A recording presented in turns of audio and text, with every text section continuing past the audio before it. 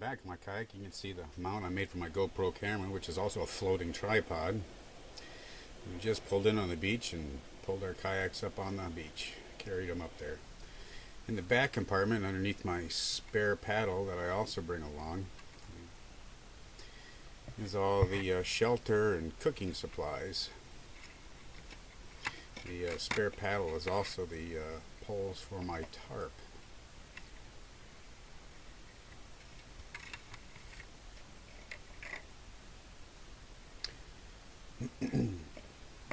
Fishing tackle and fishing license, fishing pole, collapsible fishing pole, Peterson field guide for seashores, fillet knife in case I actually catch something, my tarp, a nylon stuff sack, my mess kit, and its contents are shown here for you. A pot, a pan, a mug, a lid that fits both, cooking oil, 2 sporks, P38 can opener, soap, scrubber, and a camp towel. My stove kit, which actually includes 2 stoves, 2 bottles of fuel, fire starter, a windscreen.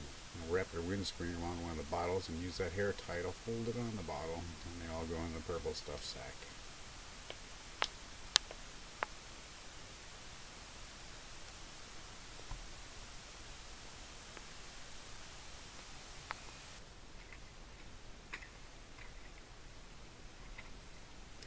Ground mat that unfolds and we can sit on or lay on underneath the tarp.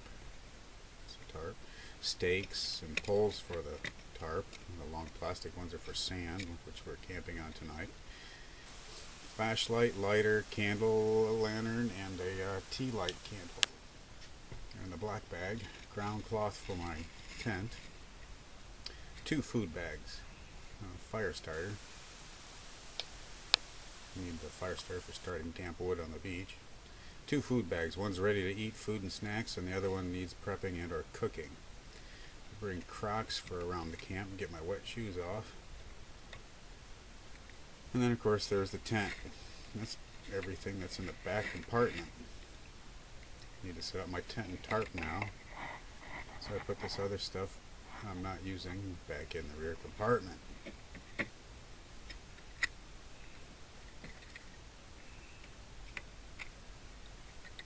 In the middle compartment, right after the cockpit, I've turned it into a cooler. I've lined it with one of those foam sleeping mats.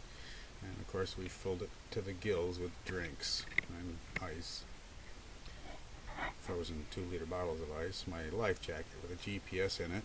And in the zippered pocket I carry a flare kit, a headlamp, a lighter, and of course a safety whistle.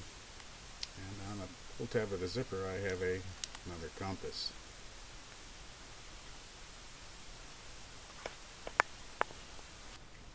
Behind the seat I carry my spray skirt, and underneath the spray skirt I carry safety rope with 2 hooks on each end in a bag with a hook on it, draw sack, a sack with a drawstring top on it rather.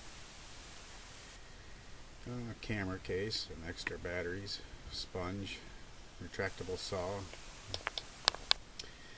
a headband for my GoPro camera, and at my feet, connected to this rope here, is an emergency bag full of emergency gear, from a coat, first aid kit, marker tape, duct tape, spare light, spare batteries, signal mirror. We got a lighter and magnesium. We got bug repellent and sunscreen in there. Sun protection hat, chart, maps.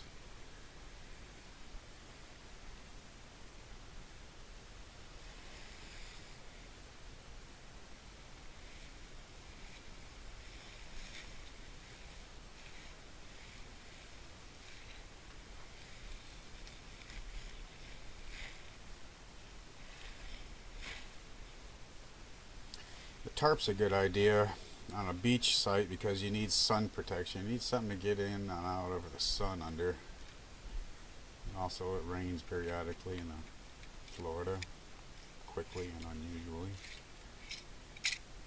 And you need nice long Yellow stakes for the sand. Anything shorter will pull out.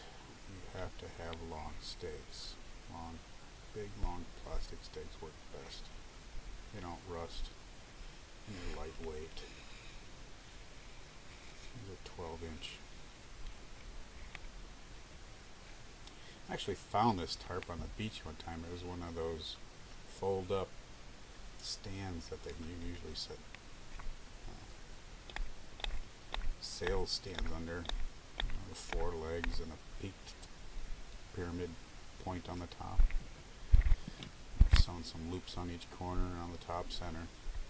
It's become very handy for a beach tarp. You can't just crawl in your tent to get out of the sun. It's usually too hot to get in the tent during the day. So the tarp is nice and open. Makes great sun protection. Not to mention rain protection. These are little figure 8 or figure 9 ties that I've discovered, and they're very nice, as you'll see here in a moment. They make it real easy to tie off the tarp with, no knotting or anything.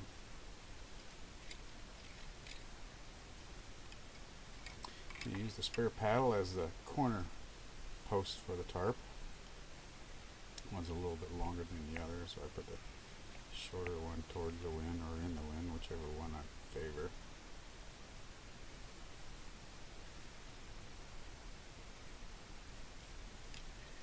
You see the figure 9 halfway tied in a line. You see how quick this makes that to tie up. The further out you put it, the less mechanical advantage the rope has in pulling out the stake. So try to put it out as far as you can.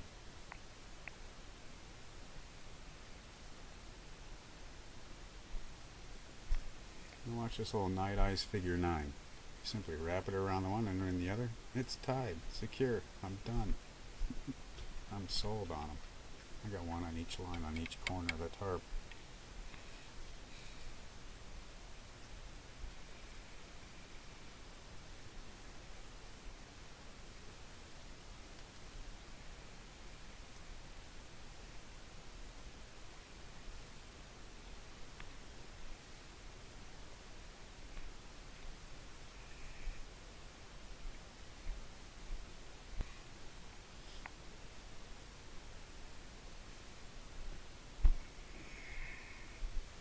So figure 9 again.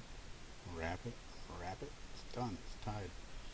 Now this tarp actually has a peak to it, which I put a pole in the center and gives us some headroom inside. The pole is actually from an old pup tent that had 2 3-foot poles, and I've got 4 of the sections, making a 4-foot pole to put in the middle. Now, and this mat's really great too. It's a folding mat. I got this at Bass Pro Shop. It's like made out of like plastic straws flattened out and weaved together. You need something to sit on besides the sand, something to work on so you don't have sand on you all the time.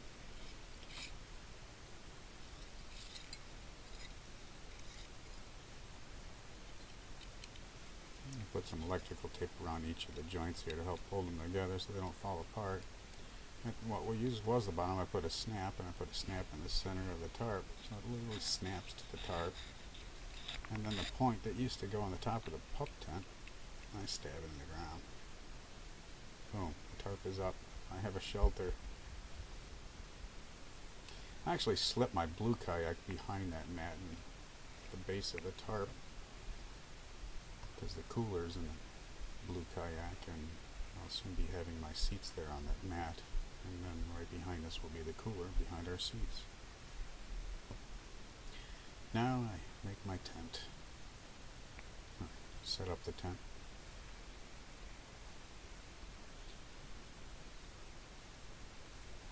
The wind's coming from behind me. So I'm going to set up the tent with the door slightly towards the wind. Why towards the wind? Well, the bugs like to hang out on the leeward side of the tent where the wind isn't. So you want to have the door in the wind where the bugs aren't. That's the fire starter. I use a Tyvek ground sheet. It's very durable, it's very lightweight. I also purposely cut this larger than the tent to give me an area to work on and set stuff on that doesn't require me putting everything in the sand, making everything sandy. You simply tuck in the excess later on so the rain doesn't run under your tent. But look, it gives you a nice area to set the poles, the stakes, and everything else that isn't sandy. Kind of a work area. Simply set the tent up at the corner, at the edge of the tarp rather.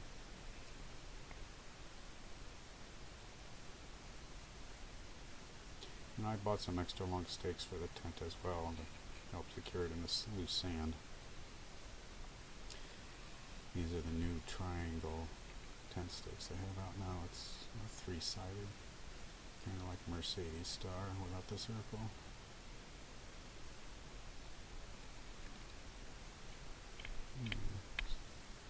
Work pretty good. They're aluminum, very lightweight.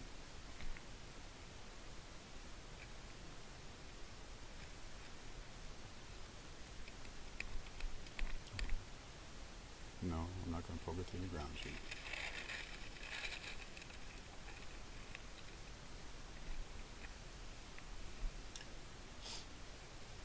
Now for the poles.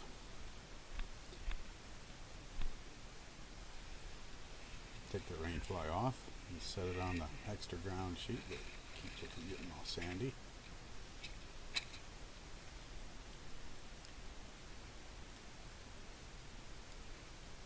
Sand makes a unique area to camp with, and there's some unique problems caused by the sand, needing longer tent stakes and a place to set up on.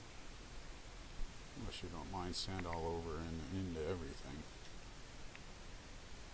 Even with all these precautions, you'll still end up with sand inside your sleeping bag. This is a no-seam netting tent. It's basically all netting other than the rain fly in the door area. I generally try to sleep without the rain fly. But I go ahead and set it up with the rain fly, and then later on, if I don't need it, I simply unbuckle two and pull it to the one side of the tent. And if I have to jump out in the middle of the night, I can pull up over and buckle the two other sides. We got this tent at Bass Pro Shop. It was only like $60.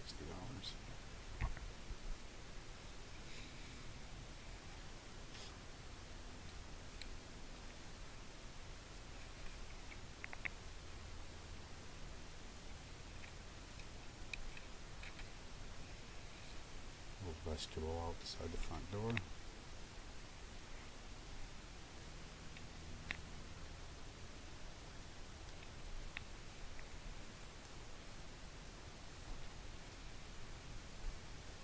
Now you tuck in the extra ground cloth under the tent so it doesn't act like a rain gutter, dragging all the rain under your, draining all the rain under your tent.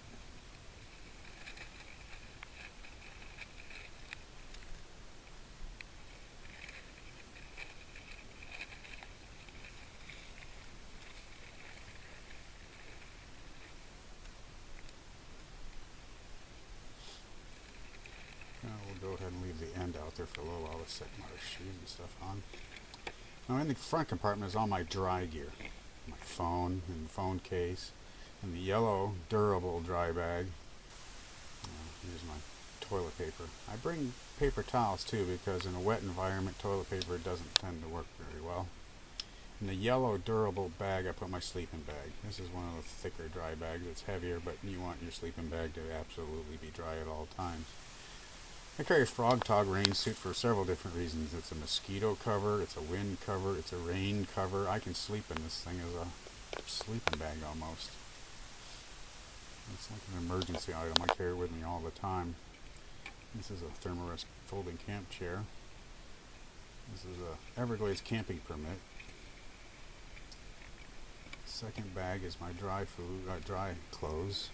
There's my Thermarest self-inflating sleeping mat. Way up in the front is my Thermarest packable camp pillow. I can't sleep without a pillow. So all this dry stuff goes in the tent that I've set up. The toilet paper, the 2 green bags are the gear I wear, the orange bag is my pillow, and the yellow bag is my sleeping bag, and the blue one's the toilet paper. Toilet paper goes by the door and just have to make the midnight trip out.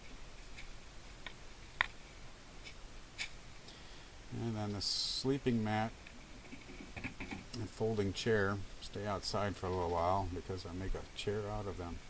Everglades requires you to tie your camping permit to be visible from outside. I guess the rangers randomly make checks of the campsites to make sure nobody else is staying there that isn't supposed to be.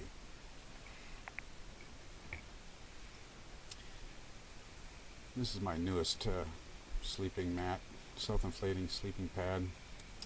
It's the extra wide 25-inch one and extra long 76 inches.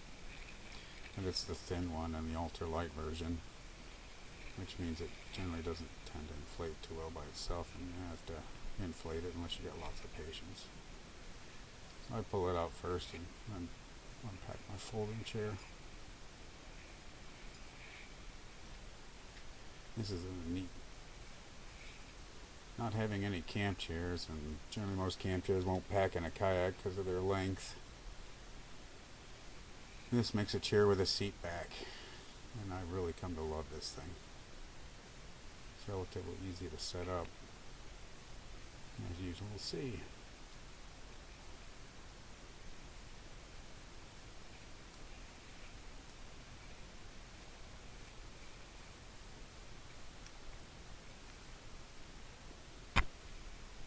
The map's inflated now, or nearly fully inflated. So you slide the top in with a nozzle sticking out at the one corner. One by the beers. The beer's waiting for me. As soon as I'm done, I'm going to have that cold beer. Oh, my wife's already going to get hers. Now it's a lot longer than the chair, so you actually fold it in half. Stick it in the bottom pocket of the folding camp chair.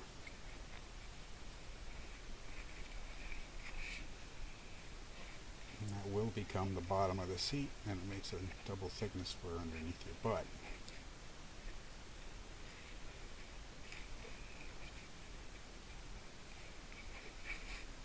There's a middle strap that goes across the middle. Keeps it all kind of folded together.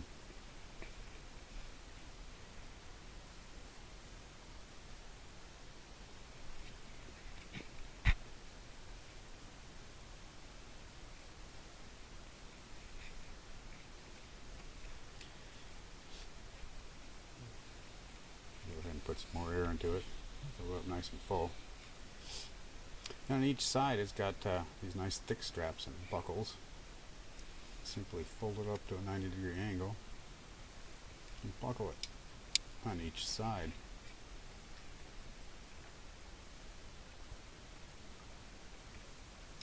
You now have a chair with a seat back. It's what I consider my luxury item. It needs usually you got to bring the seat back up inside of 90 degrees, like 85 or 80 degrees. You pull the straps on each side, slide back in, and you can lean back. Back support. Beautiful. Time for that beer.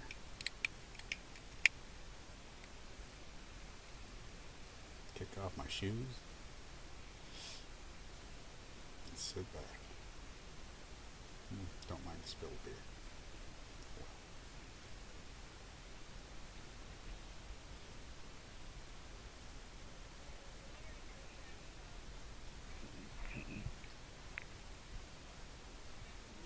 Yeah, that'd be fine. Actually, I'm going to end up tucking it in underneath the tent. She's got a camp chair too. I mean, we did just get set up in time when a light sprinkle came through. Garbage bag to our right there. The sun hat hanging there on the front. Feels good. Kayaks right off to my left behind me with the mid-hatch available. There's the cooler right behind us. This is camping. This is great. Nobody Trails there, Jewel Key, Everglades National Park. Looking back towards the mainland to the right, and off to the Gulf to the left. Hope you enjoyed this film. Thanks for your watching.